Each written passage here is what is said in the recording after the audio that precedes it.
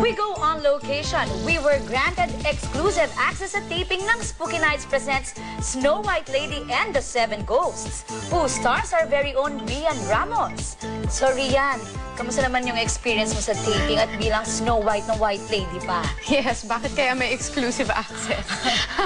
Well, actually, na-enjoy ko lalong-lalo na yung mga comedy scenes namin. Basta mga kapuso, patuloy nyo lang subaybayan at siguradong matatakot kayo at matatawa at the same time.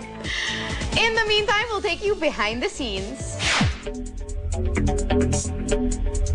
In the Limelight brings you an exclusive behind-the-scenes access at the set of the top-rating GMA Saturday horror comedy series, Spooky Nights presents Snow White Lady and the Seven Ghosts, starring our very own Rian Ramos. At syempre, ang ating tour guide for the day, mismong si Rian. Hello in the Limelight. Ang galing-galing talaga ng mga host nyo. Okay, nandito po tayo sa Mowel Fund sa Quezon City. Isa siyang museum ng mga films at iba pang mga entertainment na ano. And ito po yung set ng Spooky Nights. Ito yung loob ng puno ng balete. So, yan ang itsura niya pagka hindi namin ginagamit. Maraming upuan. Tambayan siya.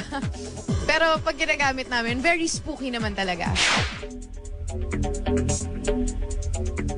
During In the Limelight set visit, we were also warmly welcomed by the show's all-star cast, which includes Rian's leading man, Daniel Matsunaga, seasoned actress Belia Flores, master showman Herman Moreno, teen actor Enzo Pineda, Gwen Zamora, Jan Manuel, Benji Paras, and Diego.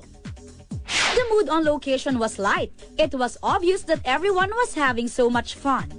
Isa sa mga eksenang naabutan ng In the Limelight, ang pinaka-inaabangang kissing scene ni Snow White Lady at ni Prince, played by Rian and Danielle.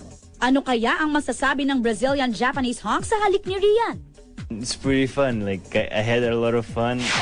Well, I had something in my nose. It was really disturbing, that thing in my nose.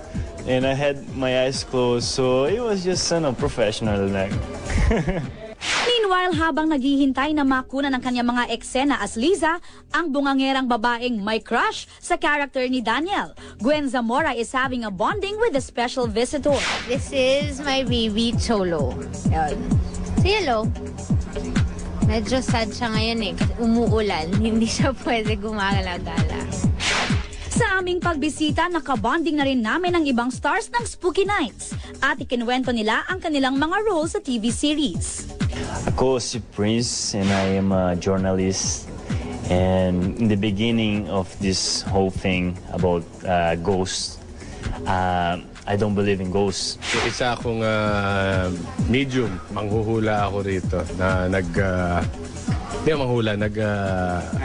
kumakausap ng patay.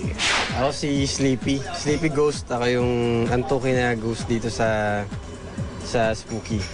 My role is Doc. Isa akong cosplayer na multo. Isa ako sa mga bagong multo. So magkasabay kami ni Rian na natuto na manakot. And eventually, may in love ako kay Rian. Ako yung multo na may in love kay Rian. Actually, hindi lang in love. Siguro ma-obsess kay Rian. Kasama rin sa horror comedy series ang veteran actress Belia Flores and Celia Rodriguez. And here's what Tita Belia has to say about Rian. She's very good girl. Very professional. Magaling siya. Talaga namang bigay todo ang effort ng buong cast at production para mapaganda ang series. Abangan ang mga kapanapanabik na mangyayari kay Snow White Lady and her prince. Mapapanood ang Spooky Nights presents Snow White Lady and the Seven Ghosts tuwing Sabado ng gabi pagkatapos ng Andres Desaya.